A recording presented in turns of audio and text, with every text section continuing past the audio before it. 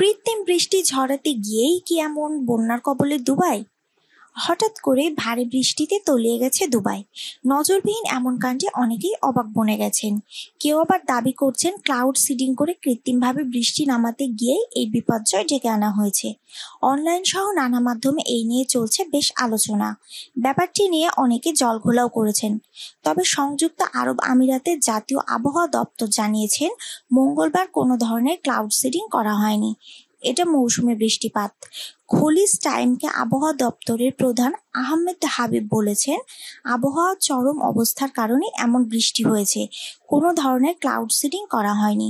গত 2 দিনে 75 বছরের মধ্যে দুবাইতে সর্বোচ্চ বৃষ্টিপাত হয়েছে, আর তাতে তলিয়ে গেছে অনেক এলাকা। রাস্তাঘাট নদীতে পরিণত হয়েছে।